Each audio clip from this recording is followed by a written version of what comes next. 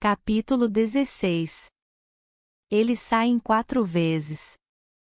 Na primeira, comem uma pizza e ela se atém à água mineral até ter certeza de que ele não a considera mesmo uma esponja, e aí se permite um gin tônica. É o gin tônica mais delicioso que já tomou. Ele a acompanha até sua casa e dá a impressão de já estar quase indo embora, então, após um instante de leve constrangimento, dá um beijo no rosto dela e ambos riem, como se soubessem que aquilo tudo é meio embaraçoso. Sem pensar, ela se inclina para a frente e o beija propriamente, um beijo rápido, mas decidido. Um beijo que insinua algo dela. Isso a deixa meio sem fôlego. Ele entra no elevador de costas e continua sorrindo quando as portas se fecham. Ela gosta dele.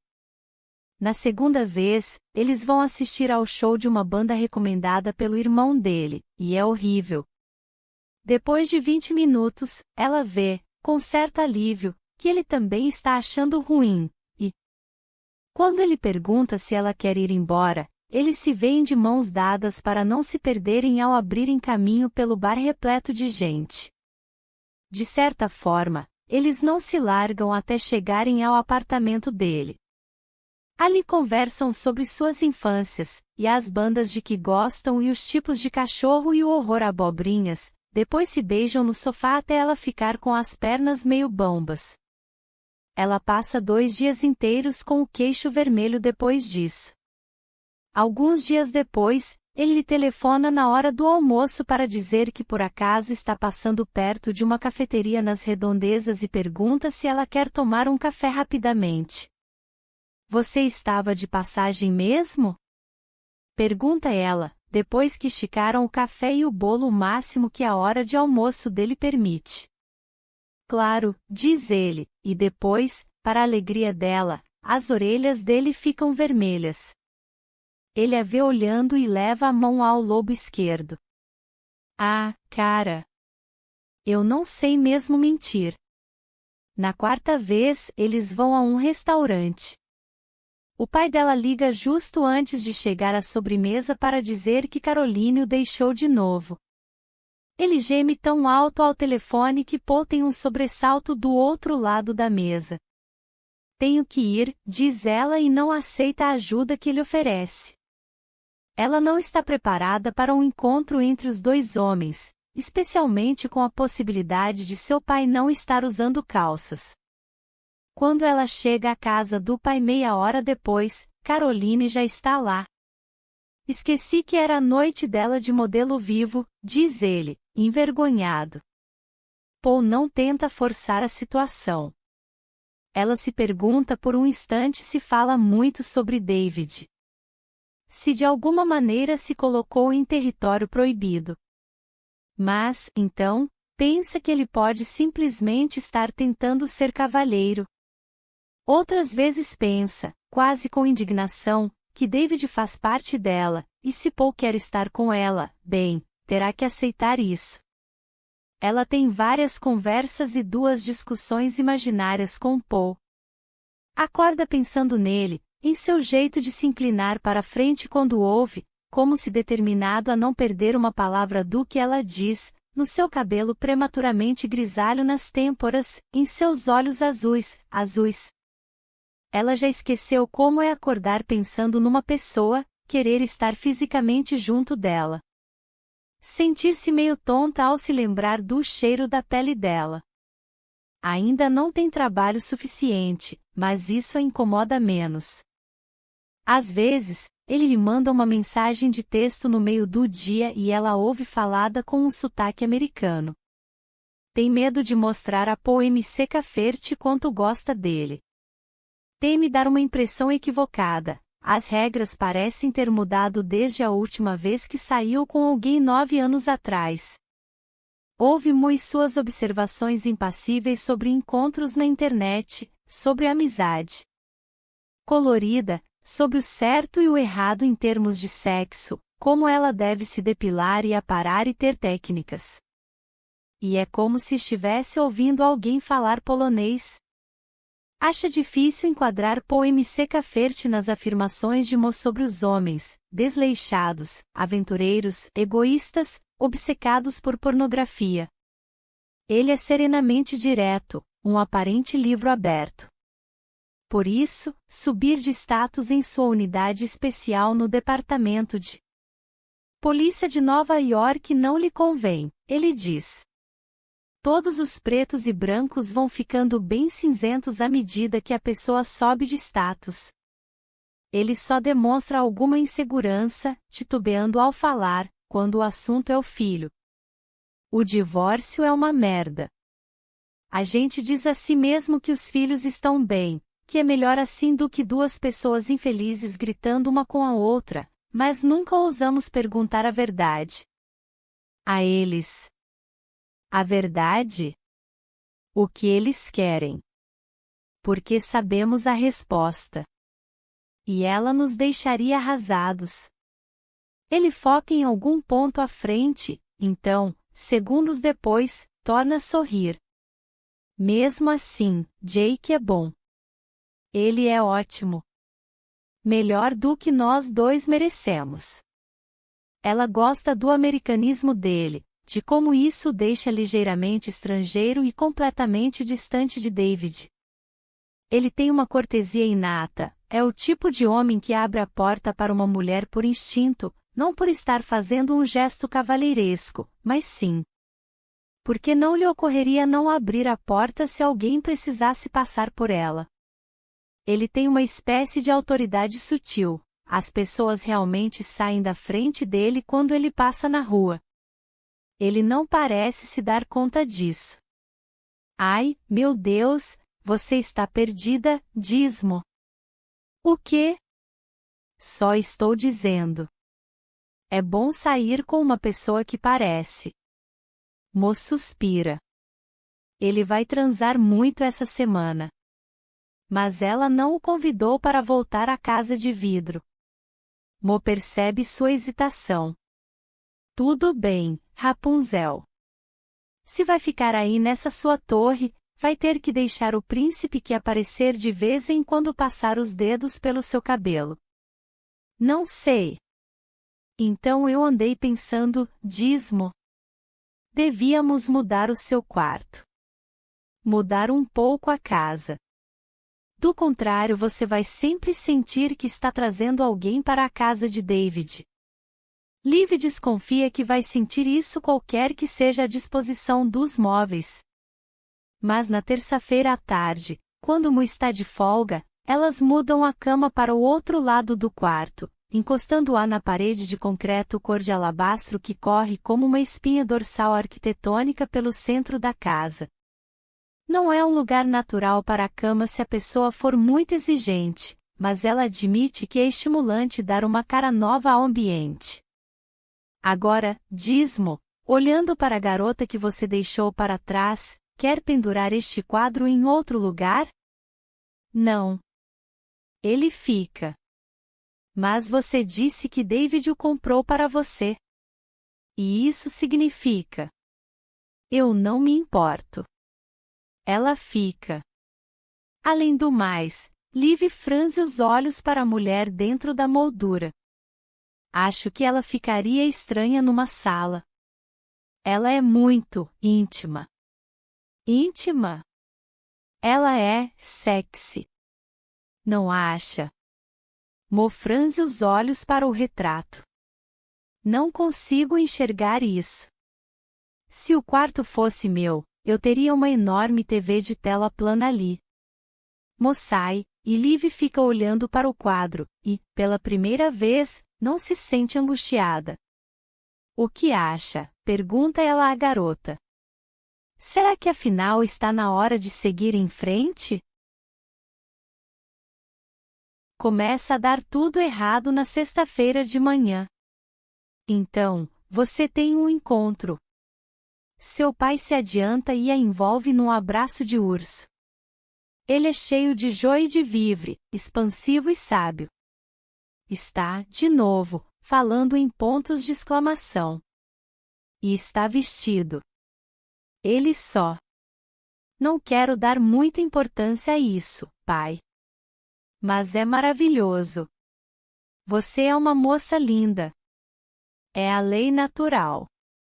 Você devia estar saindo, agitando essas plumas, desfilando essa gostosura. Eu não tenho plumas, pai. Ela toma um gole de chá. E não estou 100% convencida da gostosura. O que vai usar? Uma roupa mais alegre? Caroline, o que ela deve usar? Caroline entra na cozinha, prendendo o longo cabelo ruivo. Ela anda trabalhando em suas tapeçarias e recende vagamente a ovelha. Ela tem 30 anos, Michael. Pode escolher o próprio guarda-roupa. Mas veja só como ela se cobre. Ela ainda tem a estética de David, só preto e cinza e roupas largas. Você devia seguir o exemplo da Caroline, querida. Olhe as cores que ela usa. Uma mulher assim chama atenção. Uma mulher vestida como um iaque chamaria sua atenção, diz Caroline, ligando a chaleira. Mas diz isso sem rancor. Michael está atrás dela, colado no seu corpo. Ele fecha os olhos extasiado. Nós homens, somos criaturas primais. Nossos olhos inevitavelmente são atraídos para a alegria e a beleza. Abre um olho, estudando Liv, talvez, pelo menos você possa usar algo menos masculino. Masculino? Ele recua. Suéter preto grande. Jeans pretos. Nada de maquiagem. Não é exatamente um canto de sereia. Use qualquer roupa que a deixe confortável, Liv. Não ligue para ele. Acha que tem um ar masculino? Lembre-se, você disse que conheceu o cara num bar gay. Talvez ele goste de mulher meio com cara de menino. Você é um velho bobo, diz Caroline e sai da sala levando a caneca de chá. Então eu tenho cara de lésbica. Só estou dizendo que você poderia realçar um pouquinho mais seus melhores atributos. Uma onda no cabelo, talvez. Um cinto marcando a cintura. Caroline enfia a cabeça pela abertura da porta. O que você veste não importa, querida. Só não deixe de usar roupa de baixo boa. Em última instância, a lingerie é tudo o que importa. Seu pai observa Caroline desaparecer e sopra um beijo silencioso. Lingerie, diz ele com reverência.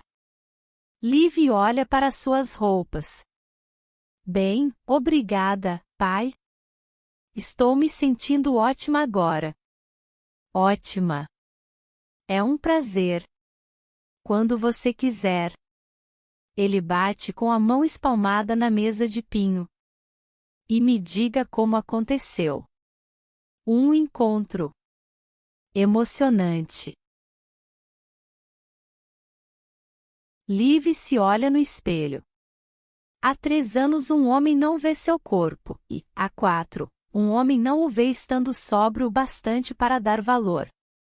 Ela fez o que Emo sugeriu, depilou todos os vestígios de pelos corporais, usou esfoliante no rosto, fez hidratação no cabelo. Examinou a gaveta de roupa íntima até encontrar algo que poderia definir como vagamente sedutor, sem ter perdido a cor por causa do tempo. Pintou as unhas dos pés e lixou as unhas das mãos em vez de só cortá-las com alicate. David nunca ligou para essas coisas. Mas David não está mais aqui.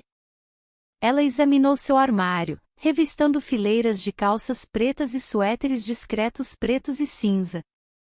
Sim, ela tem que admitir, é um guarda-roupa utilitário. Finalmente, decide-se por uma saia justa preta e um suéter de decote em vez escolhe um par de sandálias de salto com borboletas nos dedões, que ela comprou e só usou uma vez, num casamento, mas nunca jogou fora. Talvez não estejam muito na moda, mas não podem ser confundidas com o que as lésbicas usam. Nossa! Olhe só! Mo está parada à porta, de jaqueta, mochila no ombro, pronta para sair para o trabalho. Está exagerado? Ela estica o pé em dúvida. Você está ótima. Não está usando calcinha de avó, está? Liv respira fundo. Não, não estou usando calcinha de avó. Não que eu me sinta realmente na obrigação de manter as pessoas atualizadas sobre a lingerie que escolhi. Então vá em frente e tente não engravidar. Deixei o prato de frango que prometi, e tem uma tigela de salada na geladeira. É só acrescentar o molho. Vou dormir na casa do Hanik hoje, então não vou ficar no seu pé. É tudo seu. Ela lança um sorriso significativo para Liv, depois desce as escadas. Liv se vira para o espelho. Uma mulher excessivamente maquiada, de saia, olha para ela. Ela anda pela sala, meio trapega, usando calçados com os quais não está familiarizada, tentando entender o que a deixa tão desequilibrada. A saia cai-lhe impecavelmente. A corrida deu as suas pernas uma forma atraente e bem torneada. A cor das sandálias faz um bom contraste com o restante da roupa. A lingerie é bonita sem ser vulgar.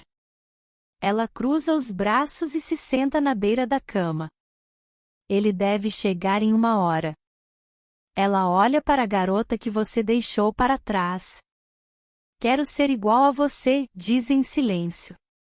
Pela primeira vez, aquele sorriso não lhe oferece nada. Quase parece zombar dela. Diz, chance 0. Liv fica um instante de olhos fechados. Então pega o telefone e manda uma mensagem para Paul. Mudança de planos. Você se incomoda se a gente se encontrar em algum lugar para beber alguma coisa? Então, cansou de cozinhar?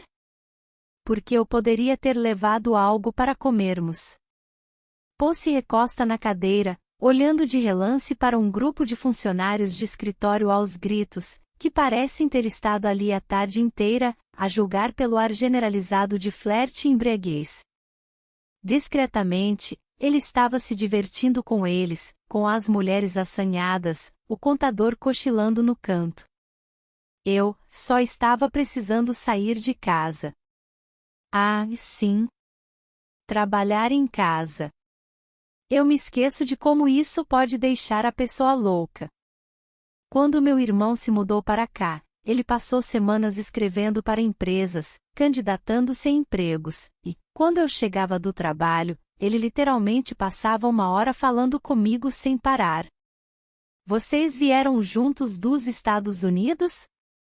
Ele veio para me dar apoio quando eu me divorciei. Fiquei péssimo.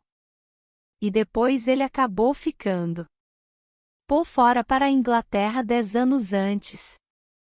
Sua mulher inglesa era muito infeliz, sentia falta de casa, especialmente quando Jake era bebê, e ele largou o departamento de polícia de Nova York para deixá-la feliz.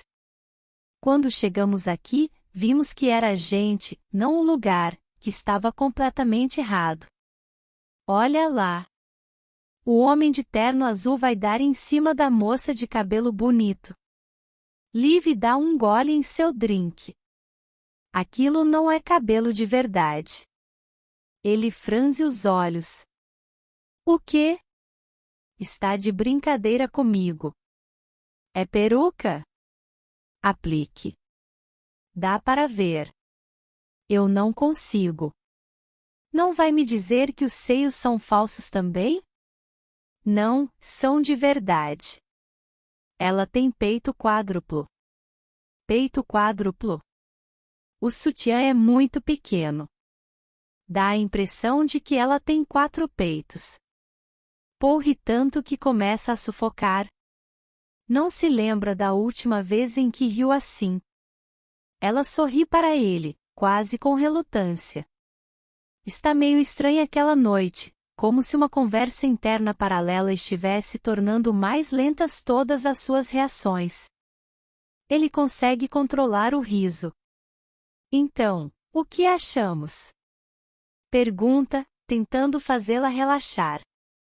A garota do peito quádruplo vai topar? Talvez com mais um drink. Não estou convencida de que ela goste muito dele. É. Ela fica olhando por cima do ombro dele enquanto fala. Acho que ela gosta de sapato cinza. Nenhuma mulher gosta de sapato cinza. Pode acreditar. Ele ergue uma sobrancelha, pousa seu drink. Agora, você vê, é por isso que os homens acham mais fácil dividir moléculas e invadir países do que entender o que se passa na cabeça das mulheres.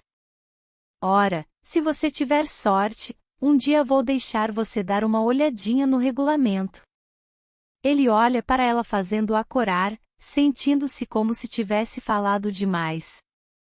De repente, faz-se um silêncio inexplicavelmente constrangedor. Ela fica olhando para seu drink. Sente falta de Nova York? Gosto de ir para visitar. Quando vou para casa agora, todo mundo debocha do meu sotaque. Parece que ela só está ouvindo parcialmente. Não precisa ficar tão aflita, diz ele. Mesmo. Estou feliz aqui. Ah. Não. Me desculpe. Não tive intenção, as palavras morrem em seus lábios. Há um longo silêncio. Então, ela olha para ele e fala, com o dedo pousado na borda do copo. Paul, eu queria convidar você para ir lá em casa hoje à noite. Eu queria que a gente. Mas. Eu só. É muito cedo. Eu não posso. Não posso fazer isso. Por isso cancelei o jantar. As palavras se diluem no ar. Ela enrubesce até a raiz dos cabelos. Ele abre a boca e depois a fecha. Inclina-se para a frente e diz, baixinho. Bastaria você dizer não estou com muita fome. Ela regala os olhos, depois desaba um pouco em cima da mesa. Ai, meu Deus! Sair comigo é um pesadelo, não é? Talvez seja um pouco mais sincera do que precisa ser. Ela suspira. Me desculpe. Não tenho ideia do que eu. Ele chega para a frente, toca de leve na mão dela. Quer que ela pare de parecer aflita. Liv, diz com tranquilidade, gosto de você. Acho você ótima. Mas dá para ver bem que há muito tempo você está no seu próprio espaço. E eu não, as palavras também lhe escapam. Parece muito cedo para uma conversa como essa. E subjacente a tudo isso, apesar dele mesmo, ele luta contra a decepção. Ah, droga, quer comer uma pizza? Porque eu estou faminto. Vamos comer alguma coisa e nos sentir constrangidos em outro lugar. Ele sente o joelho dela encostado no dele. Sabe, eu tenho comida em casa, sim. Ele ri. E para. Tudo bem. Bem, agora eu não sei o que dizer. Diga, seria ótimo.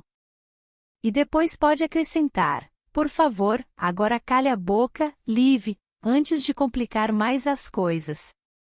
Seria ótimo, então, diz Paul. Ele segura o casaco para ela vestir, e em seguida os dois saem do pub. Dessa vez, não andam em silêncio. Algo se soltou entre eles, talvez por causa do que ele disse ou da sensação de alívio que de repente ela sentiu. Quase tudo que ele fala a faz rir. Vão desviando dos turistas, se metem ofegantes num táxi, e quando, ao se sentar no banco traseiro, ele estica o braço para acomodá-la, ela corresponde, aspirando seu perfume limpo e másculo, e fica meio tonta com aquela sua sorte inesperada. Eles chegam à quadra dela, e ele ri do primeiro encontro deles, e de sua aparente convicção de que ele era um ladrão de bolsas. Vou fazer você pagar aquela recompensa de 4 libras, diz ele, impassível. Mo disse que eu tinha direito a ela.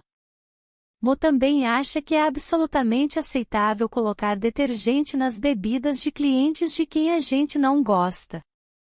Detergente?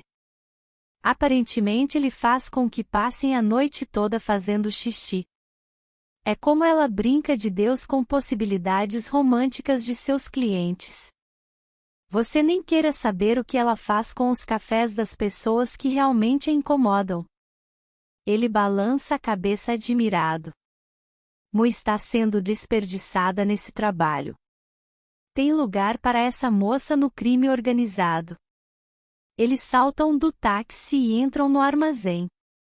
O ar está frio com a chegada do outono, e Liv fica arrepiada. Eles entram depressa no calor abafado do saguão. Ela se sente meio tola agora. De alguma forma, vê que nas últimas 48 horas Paul M.C. Cafferty deixou de ser uma pessoa e começou a virar uma ideia, uma coisa. Um símbolo de mudança. Era muito peso para uma novidade tão grande. Ela ouve a voz de Mo em seus ouvidos. Ei, moça! Você pensa demais. E depois, quando ele fecha a porta do elevador, eles ficam quietos. O elevador sobe lentamente, chacoalhando e fazendo barulho, as luzes piscando, como sempre.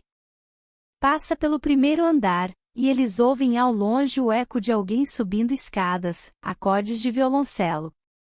Vindo de algum vizinho. Liv está profundamente consciente da presença dele no espaço fechado, do aroma penetrante de sua loção pós-barba, da impressão do braço dele em volta dos seus ombros. Olha para baixo e de repente deseja que não tivesse trocado de roupa e escolhido aquela saia careta com o sapato baixo. Ela queria estar com os sapatos de borboleta. Ergue os olhos e vê que ele a observa. Ele não está rindo.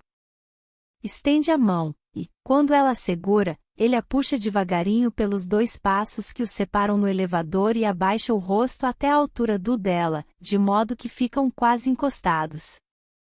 Mas não a beija. Seus olhos azuis passeiam lentamente pelo rosto dela, olhos, pestanas, sobrancelhas e boca, até ela se sentir curiosamente exposta.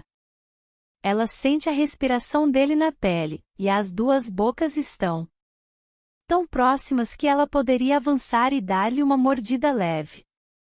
Mesmo assim, ele não a beija.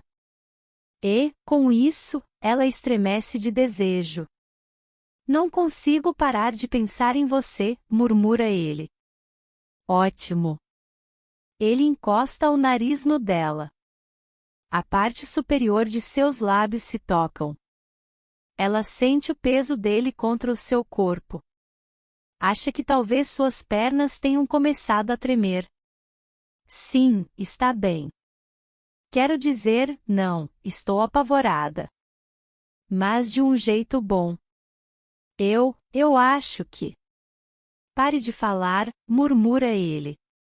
Ela sente nos lábios as palavras dele, as pontas dos dedos dele lhe descendo pelo pescoço, e não consegue falar. E então chegam ao último andar se beijando. Ele abre a porta do elevador, e eles saem tropegos, ainda colados um no outro, um turbilhão de desejo entre eles. Ela tem uma das mãos entre a camisa e as costas dele, absorvendo o calor de sua pele. Estende a outra para trás de si, tateando até abrir a porta. Eles entram na casa. Ela não acende a luz. Vai cambaleando de costas, atônita com aquela boca colada na sua, aquelas mãos em sua cintura. Ela o deseja tanto que suas pernas se dissolvem. Ela colide com a parede e ouve-o xingar baixinho. Aqui, murmura ela. Agora. O corpo dele está duro contra o dela. Eles estão na cozinha. A lua paira sobre a claraboia, banhando o ambiente com um frio luar azulado. Algo perigoso entrou ali, algo escuro, vivo e delicioso. Ela hesita um segundo e tira o suéter pela cabeça. É uma pessoa que conheceu faz muito tempo, destemida, ávida. Fitando nos olhos, desabotou a blusa. 1, 2, 3 botões. A blusa lhe escorrega dos ombros, e ela está despida até a cintura. Sua pele nua encolhe com o frio. Os olhos dele percorrem o seu torso e a respiração dela se acelera. Tudo para. A cozinha está em silêncio, a não ser pela respiração deles. Ela se sente magnetizada. Chega para frente, algo crescendo intenso e maravilhoso nesse breve hiato, e eles estão se beijando, um beijo que ela tem a sensação de estar esperando há anos, um beijo que ainda não tem um ponto final em mente. Ela aspira a loção pós-barba dele, fica atordoada, não pensa em mais nada. Esquece quem eles são. Ele se afasta com delicadeza, sorrindo. O que foi? Ela está vidrada, sem fôlego. Você. Ele não sabe o que dizer. O sorriso dela vai de orelha a orelha, e, assim, ela o beija até ficar perdida, tonta, até a razão se esvair por seus ouvidos e ela só escutar o zumbido crescente e insistente de seu próprio desejo. Aqui. Agora. Os braços dele se estreitam em volta dela, e ele cola os lábios em sua clavícula. Ela o procura, a respiração está entrecortada, o coração disparado. A sensibilidade à flor da pele a faz estremecer quando os dedos dele passeiam na sua pele. Ela quer rir de alegria. Ele arranca a camisa pela cabeça. Seus beijos ficam mais intensos, exigentes. Ele a coloca desajeitadamente na bancada e ela enrosca as pernas nele. Ele se curva, levanta a saia dela até a cintura e ela se joga para trás, deixa a pele encontrar o granito frio e seu olhar se volta para o teto de vidro, suas mãos estão enredadas no cabelo dele.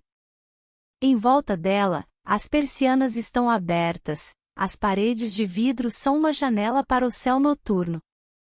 Ela olha para a escuridão pontilhada e pensa, quase triunfantemente, com sua última parte racional, ainda estou viva. Então, fecha os olhos e abandona os pensamentos. A voz dele ressoa nela. Liv? Ele a está abraçando.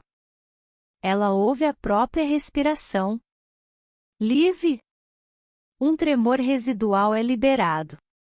Você está bem? Desculpe. Estou. Faz muito tempo. Os braços dele a estreitam, numa resposta silenciosa. Está com frio? Ela controla a respiração antes de responder. Gelada. Ele a desce da bancada e pega sua camisa no chão, enrolando-a nela devagar. Eles se olham na penumbra. Bem, foi. Ela quer dizer algo espirituoso, descontraído. Mas não consegue falar. Está paralisada. Tem medo de soltá-lo, como se só ele a estivesse ancorando à terra. O mundo real se impõe. Ela escuta o barulho do tráfego na rua, um pouco alto demais e sente o chão frio com o pé descalço. Parece que perdeu um sapato. Acho que deixamos a porta da frente aberta, diz ela, olhando o corredor. Esqueça o sapato. Sabia que o seu teto sumiu? Ela olha para cima. Não se lembra de tê-lo aberto. Deve ter encostado no botão sem querer quando eles entraram na cozinha. O ar outonal baixa em volta deles, deixando-a toda arrepiada, como se sua pele também tivesse acabado de perceber o que acontecerá. O suéter preto de Mu está pendurado nas costas de uma cadeira, como as asas abertas de um abutre ao pousar. Espere aí, diz ela. Atravessa a cozinha e aperta o botão, escutando o zumbido do teto se fechando. Paul olha para a clarabóia gigante, depois de novo para ela, e dá um giro completo, devagar, enquanto sua vista se adapta à penumbra, enxergando o que há em volta. Bem, isso não é o que eu esperava. Por quê? O que você esperava? Não sei. Essa coisa toda do seu imposto municipal. Ele olha para o teto aberto. Uma casinha caótica. Mais ou menos como a minha. Essa é a casa de David. Construída por ele. A expressão dele muda. Ah. Muito ostensiva? Não. Paul olha a sala e suspira. Você tem permissão. Ele, devia ser um cara incrível. Ela serve um copo d'água para cada um e tenta não se sentir constrangida enquanto se vestem. Ele segura a saia para ela vestir. Eles se entreolham e acham certa graça, sentindo-se tremendamente tímidos depois de vestidos. Então, e agora? Você precisa de espaço? Ele acrescenta, tenho que lhe avisar, se quiser que eu saia, talvez eu tenha que esperar até minhas pernas pararem de tremer. Ela olha para Paul MC Caferte, para o corpo dele, com o qual já estava completamente familiarizada. Não quer que ele vá embora. Quer deitar-se ao lado dele, envolver-se em seus braços, a cabeça aninhada em seu peito. Quer acordar sem precisar fugir dos próprios pensamentos. Em sua consciência, ecoa uma dúvida, David, mas ela a afasta. Está na hora de viver o presente. Ela é mais do que a garota que David deixou para trás. Sem acender a luz, ela pega a mão de Paul e o conduz pela casa escura, subindo as escadas em direção à cama. Eles não dormem. As horas viram um miasma glorioso e confuso de pernas e braços enroscados e murmúrios. Ela havia esquecido a alegria absoluta de estar agarrada a um corpo que não consegue soltar. Sente como se tivesse sido recarregada, como se ocupasse um lugar novo na atmosfera. São 6 da manhã quando a fria centelha cintilante da aurora finalmente começa a se insinuar no quarto. Esse lugar é incrível, murmura ele, olhando pela janela. Estão com as pernas enroscadas.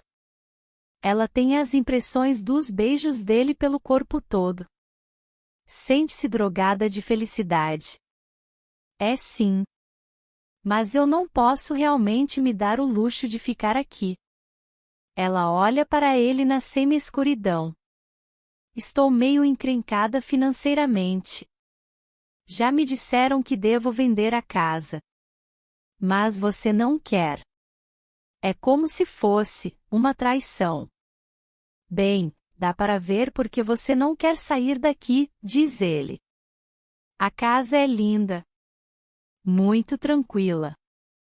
Ele torna a olhar para cima. Uau! Só de poder eliminar o teto sempre que lhe der vontade. Ela se solta um pouco do abraço dele para se virar para a janela comprida, com a cabeça encaixada em seu braço. Há manhãs que gosto de ver as barcas indo na direção da Tower Bridge. Olhe! Com a luz certa, o rio vira uma corrente dourada. Uma corrente dourada, hein? Eles se calam, e, enquanto estão observando o rio, o quarto começa a brilhar gentilmente. Ela olha para o rio, vendo-o iluminar-se gradativamente, como uma linha do futuro dela. Isso é certo, ela se pergunta. Tenho permissão para ser feliz assim de novo? Paul está tão calado que ela se pergunta se ele afinal adormeceu. Mas, quando ela se vira, ele está olhando para a parede em frente à cama. está olhando para a garota que você deixou para trás, apenas agora visível à luz da aurora. Ela vira de lado e o observa. Ele está petrificado, sem desgrudar os olhos da imagem enquanto o dia vai clareando.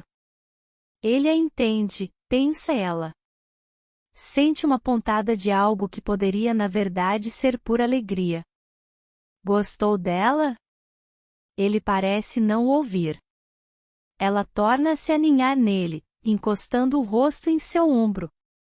Vai ver as cores dela com mais clareza daqui a pouco. Ela se chama a garota que você deixou para trás. Ou pelo menos eu acho que se chama. Está escrito no verso da moldura. Ele é o meu objeto favorito nesta casa. Na verdade, é o meu objeto favorito no mundo inteiro. Faz uma pausa. David me deu na lua de mel. Paul está calado. Ela corre o dedo pelo braço dele. Sei que parece bobagem, mas depois que ele morreu, eu simplesmente não queria participar de nada. Passei semanas sentada aqui. Eu não queria ver outros seres humanos. E mesmo quando a situação estava muito ruim, havia algo na expressão dela. O rosto dela era o único que eu suportava. Ela era como um lembrete de que eu sobreviveria. Liv dá um suspiro profundo. E depois, quando você veio, me dei conta de que ela estava me lembrando de algo. Mas, da garota que eu era. Que não vivia se preocupando. E sabia se divertir e simplesmente fazia as coisas. A garota que eu quero ser outra vez. Ele continua calado. Ela já falou demais. O que quer é que Paul encoste o rosto no dela, é sentir seu peso em cima dela. Mas ele não fala. Ela aguarda um instante e depois diz, só para quebrar o silêncio. Acho que parece bobagem, ser tão apegada a um quadro. Quando se vira para ela, ele está com uma expressão estranha, tensa e contraída. Mesmo à meia luz ela vê. Ele engole em seco. Liv, como é o seu nome? Ela faz uma careta. Liv. Você sabe-o? Não. O seu sobrenome. Ela pisca. Alston. Meu sobrenome é Alston. Ah. Acho que nós nunca. Ela não consegue imaginar onde isso vai dar. Quer que ele pare de olhar para o quadro. De repente percebe que a descontração evaporou e algo estranho tomou seu lugar. Eles ficam ali deitados num silêncio cada vez mais desconfortável. Ele leva a mão à cabeça. Liv? Você se importa se eu for embora? Estou. Tenho umas coisas de trabalho para ver. É como se tivessem dado corda nela. Ela custa um pouco a falar, e, quando faz, sua voz sai muito alta. Às 6 da manhã? Me desculpe. Ah. Ela pisca. Ah. Certo. Ele se levanta e se veste. Atordoada, ela o observa vestindo e abotoando as calças, a agilidade com que põe a camisa. Vestido, ele se vira, hesita, depois se abaixa e lhe dá um beijo no rosto. Inconscientemente, ela puxa o edredom até o queixo. Tem certeza de que não quer tomar café? Tenho. Me desculpe. Ele não sorri. Tudo bem. Ele não consegue sair tão depressa quanto pretende. O desgosto começa a se instilar nela, como veneno em seu sangue. Quando chega à porta do quarto, ele mal consegue olhar nos olhos dela. Balança a cabeça, como alguém tentando enxotar uma mosca. Hã? Olha. Eu ligo para você. Tudo bem. Ela tenta soar leve. Você é quem sabe. Quando a porta se fecha atrás dele, ela se inclina para frente. Tomara que o lance do trabalho dê. Liv fica olhando incrédula para o espaço que ele ocupou, suas falsas palavras de incentivo ecoando pela casa silenciosa. O vazio se insinua no espaço que Paul MC Caferte de alguma maneira abriu dentro dela.